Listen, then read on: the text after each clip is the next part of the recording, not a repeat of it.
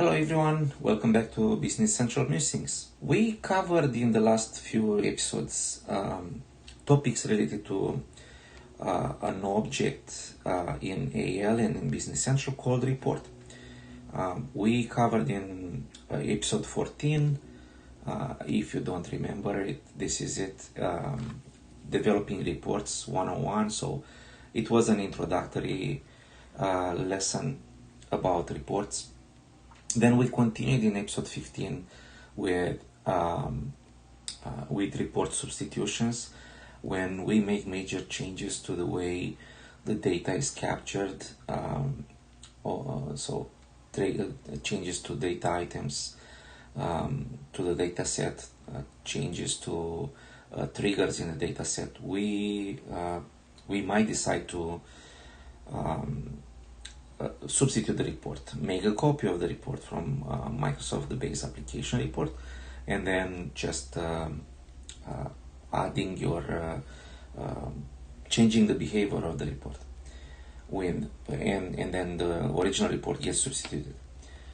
The last episode was about leveraging the output of a query object and displaying that output into a report. We also quickly went through a few notions on how to start with Excel, Word, and RDLC layout. Today's lesson is about extending an existing report without replacing it. We are extending it using report extension. Let's get in. So I really want to make sure we understand when we use a report, we substitute a report, and when we use a report extension. If the changes that you want to add to a report are additive, like you want to add things, you want to add columns, you want to add a new data item, you want to modify maybe a little bit the request page, or you want to provide a new layout, then these use cases are good candidates to resolve your task through a report extension. But if you're planning to modify existing data items in columns, so for example you have a column and you want to alter the way the column is calculated, or if you want to modify the way the triggers, what's happening within the triggers is changing, then you're pretty much stuck because you can't extend that report. You have to copy the report and go nuts about changing what's happening within the triggers, for example. So in this case, we go the other route, the route of substituting a report. So you create a new report, copy of a base application report, you make your changes, then as you saw in the video where I explained the report substitution, which is, I think it was 15, episode 15, you substitute, you subscribe to the event that's checking for report substitution, and you replace the base report with your substitution. With the creation of a report extension object, Microsoft introduced also a few new triggers. As you probably know, because you've done already 101, report 101, which is episode 14, you know that the report for each data set has data items, and each data item can have 3 triggers: on post data item, on pre data item, first one, on after get record, and on post data item. The pre data item and the post data item comes additionally within the report extension with 2 additional triggers: on before pre data item and on after pre data item. After get record comes also with two triggers, on before after get record and on after get record, the two in the middle here. And on post date item comes with on before post date item and on after post date item. We will look at how the sequence of these triggers happens, because I have already an example built for you, and you can easily clone it and play some more to understand how the sequence of these triggers happens. And before we jump into VS Code, the plan is to extend an existing report, customer top 10 list, which is report 111 in the base application.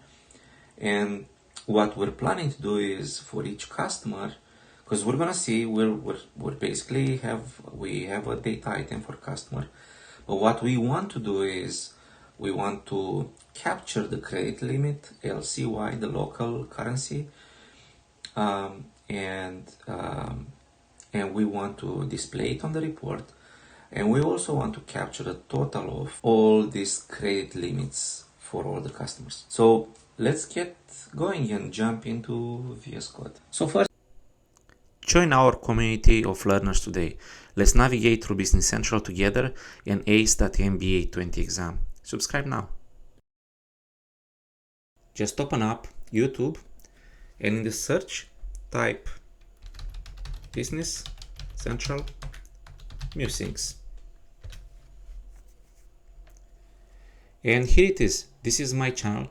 All you have to do is click subscribe. First, let's have a look at how the report in the base application looks like. So I'm gonna go and find the report, customer top 10 list, and let's have a look at how the report is designed in the base application. So we see a data item here for customer. Microsoft used the one after get record, and what's happening is they use a temporary table, customer amount. Let's look at the definition. Customer amount, go to definition. Customer amount is a table which records customer number, amount LCY, and amount to LCY. Okay, let's go back to the report.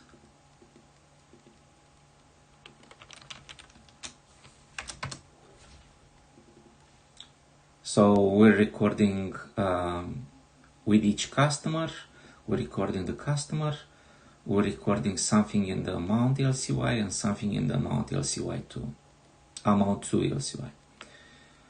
And then we're inserting in the temporary table that record. We're also taking care here of the total sales and total balance. That's for totals, for the sales and for the balance. And then we have another data item, integer, which will display information from the customer table. Also will expose the total sales and total balance, but let's look at how this is designed. So if number is equal to 1, we find the first. If we can't find the first, we're exiting the report. If number is different, we're looking at the next record. So here is the find first, and this is find next. So that's how we traverse this temporary table, temp customer amount. So in terms of our request, remember our request was to select the credit limit for each customer. So if we go into this report here, into the integer, we have already the customer, because if we look at the report on the one after get record, we get the customer here. So that means it should be available for us, and we're gonna display the credit limit. Credit limit is just a regular field on the customer table. And we also want to display the total credit limit. The total credit limit, though, is calculated within the customer data set, and because we want to extend the on after get record, let's look here. On after get record is part of the customer here. On after get record, we're going to just add, after this runs, we're going to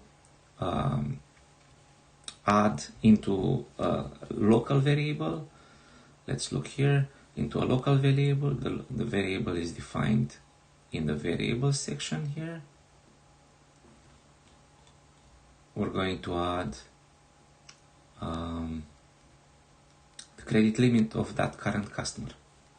So we keep adding into this local variable, local to the report extension, the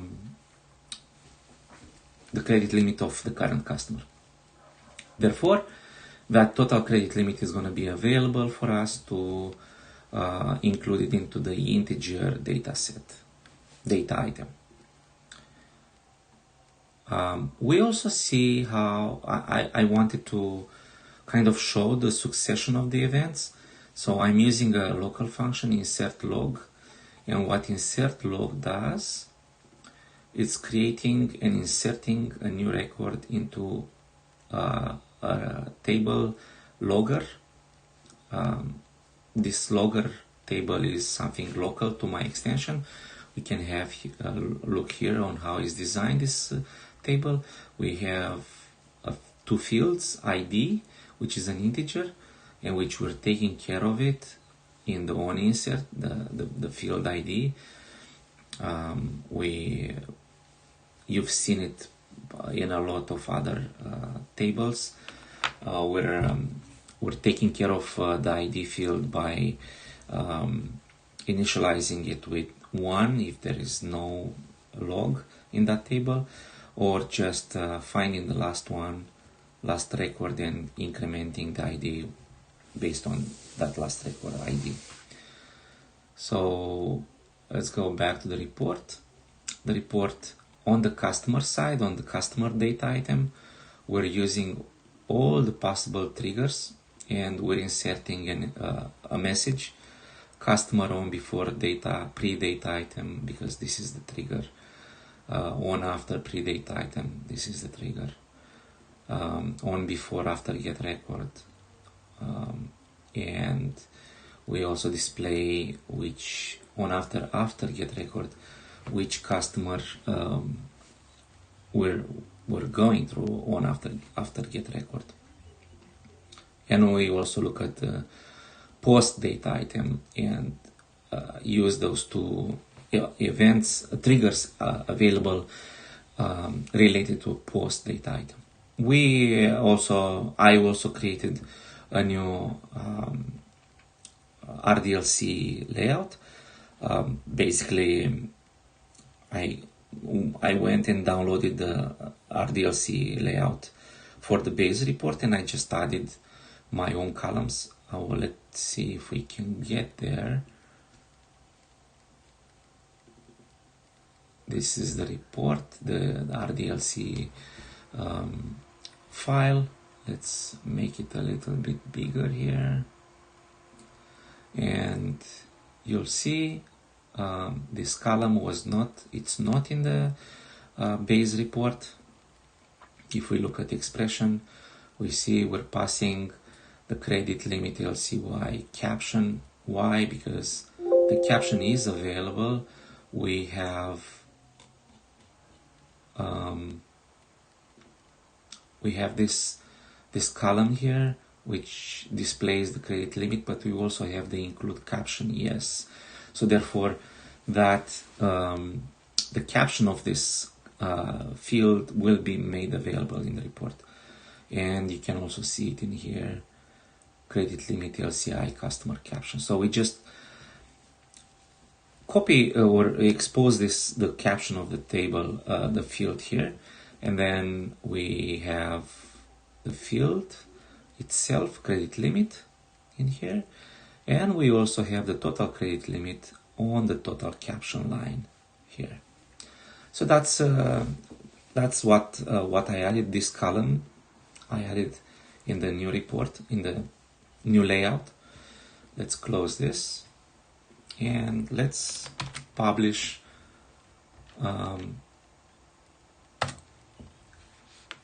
this extension, and let's run the report and see how it looks like. Let's search for the base report, customer top 10, and here it is, customer top 10 list. Let's select our layout. This is my layout, customer top 10 list with credit limit. I can show it to you here. If we look at the AL report extension, we can see customer top 10 list with credit limit. And let's run it. And we can see now the credit limit, 10,000 for customer Additive and $100 for trade research. Let's go now into the Additive card and we see the credit limit is 10,000. Let's look at trade research, $100, and the other ones should have a credit limit of 0. It's 0 for School of Fine Art and 0 for Alpine Sky House and 0 for Relay Cloud. Now let's look at our logger page, and we see that we let's also bring up Visual Studio Code and make it a little bit smaller so we can see the two.